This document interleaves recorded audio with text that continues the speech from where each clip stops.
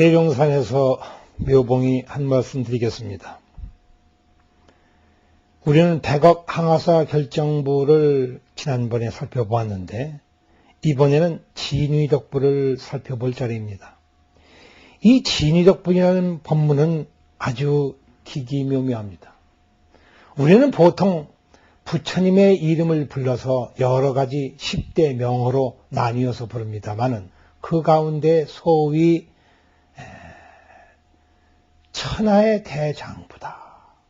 모든 장부들을 다 이긴 분이라 해서 우리는 대웅전이라는 말도 쓰고 선사라는 말도 쓰고 세간해라는 말도 쓰고 하지만은 도대체 천하의 대장부를 어찌하여 부처님이라고 하는가? 부처님이 도대체 무엇을 했길래 그와 같이 장부라고 하는가?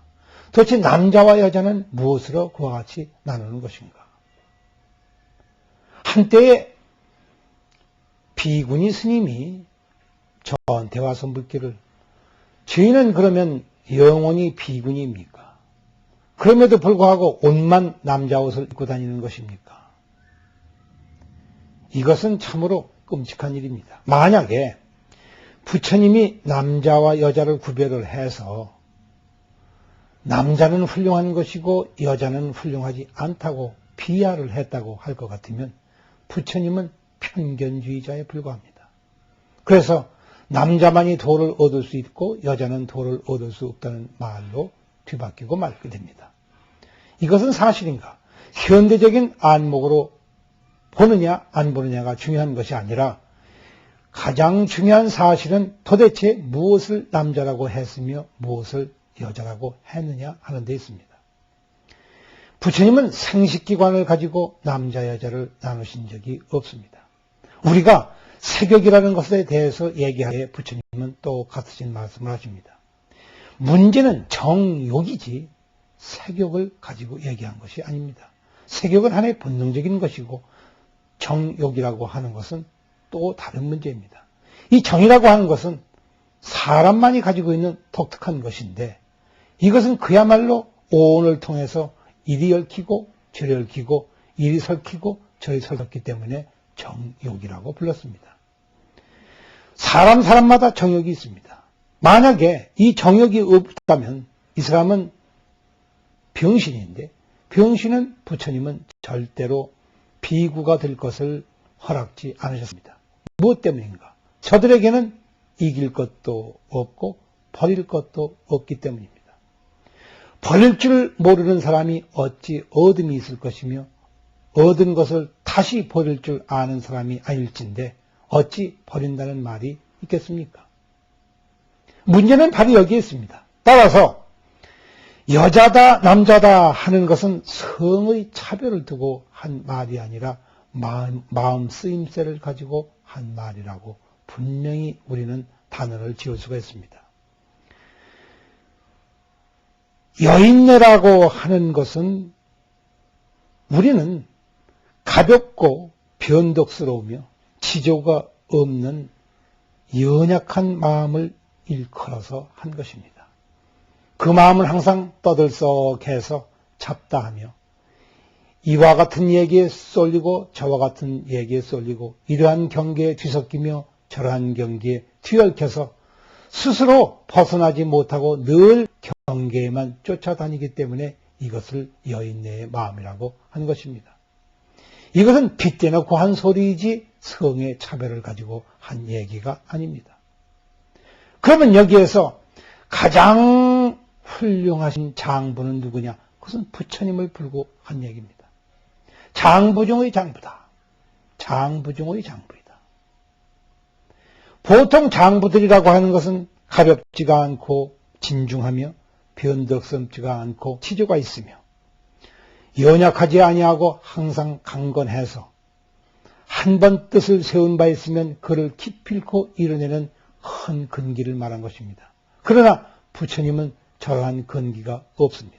왜냐하면 저러한 근기가 있다고 할 것 같으면 바로 그 있는 부처님 자신이 가지고 있는 자신의 근기에 의해서 그 자신도 또한 언젠가는 자초해서 멸망하지 않으면 안 되기 때문입니다. 따라서 그것들을 넘어서 있기 때문에 그래서 장부 중의 장부라고 했습니다. 그럼 저와 같은 사람은 도대체 어떠한가? 스스로 우유부단하지 않으니 한 번 결정을 내려서 이것이 옳다 하면 목숨을 거기에 걸 줄을 아는 사람입니다. 그이는 우왕좌왕하지를 않습니다. 왜냐하면 우왕좌왕한다고 하는 것은 경계에 뒤섞여서 내 자신의 성품을 보지 못하는 것인데 항상 지의 성품을 보는 사람은 지킬 것도 없고 버릴 것도 없습니다. 다만 성품이 스스로 발현하는 그 자리에만 서 있기 때문에 이룰 것과 버릴 것이 분명하기 때문입니다. 그때그때의 순간순간 세월을 살아가면서 버리고 얻는 것은 그때그때의 환경에 의해서 일어나는 것이요. 자성의 본분상에서 볼 것 같으면 버린 것이 얻었다고 한 것이 얻었다고 할 수도 있는 것이요. 얻은 것을 도리어 잃었다고 할 수도 있는 것입니다. 얻고 버렸다고 하는 것은 자성 자체 내에서는 아무런 의미가 없습니다. 태양빛을 가리고 열어놓는 것과 똑같습니다. 열어도 그 태양빛이요. 닫아도 여전히 같은 태양빛입니다. 어두운 곳에 들어앉았다고 해서 그 태양이 없어지는 것이 아닙니다. 잠시 가리워졌을 뿐인 것과 마찬가지로 우리의 성품이라고 하는 것이 그렇습니다. 그리고 이것은 어둠과 밝음을 교차해가면서 겪어본 사람이 스스로 아는 제 자신의 체험입니다. 그것은 무궁무진한 위험이 있으며 존엄하며 가장 존귀한 것이며 이 세상에서 가장 선한 것이기 때문에 이것을 진위의 덕분이라. 위험이 넘쳐 흐르는 덕을 스스로 뿌리고 다니는 그러한 부처님이라고 해서 그렇습니다. 그렇다면 무엇인가? 이 진위 덕분이 어찌하여 참접장 12전부 가운데 들어있는 것인가? 경계에 그때그때마다 사람이 유혹을 당해서 팔려나갈 때에 그 팔려나가는 가운데에도 내가 지금 경계에 속고 있는 줄을 분명히 압니다. 우리는 공부를 통해서 그 팔려나가고 경계에 쏠리는 마음을 조금씩 덜어가곤 합니다. 그러나 근본 자체에 있어서는 이미 확연히 알고 있는 것입니다. 그 자체는 뚜렷하고 엄청난 위험을 갖추고 있으며 그 공덕이 무량하기 때문입니다. 그런데 이것을 우리가 스스로 헤쳐나가서 맞아들이지를 못하고 늘상 부분적으로만 그것을 감지하고 부분적으로만 느끼고 있기 때문에 우리는 여인과 같은 생활을 하였습니다. 늘 기다리는 자로서, 늘 맞이하는 자로서 잘 되어지기만을 바라고 복을 바라고 다행을 바라고 유행을 바라며 복이 많아서 잘 되어지기만을 우연만을 기대하면서 살았습니다. 그러나 부처님은 당당하십니다. 그래서 우리 성품을 들여다보면 그 속에는 아무리 어려운 일이 닥치더라도 당당하게 꿋꿋이 살아갈 줄 아는 무한한 공덕을 스스로 기리는 그와 같은 성품이 이 속에 내재하여 있습니다. 생생하게 살아있기 때문에 우리는 내재한다고 합니다.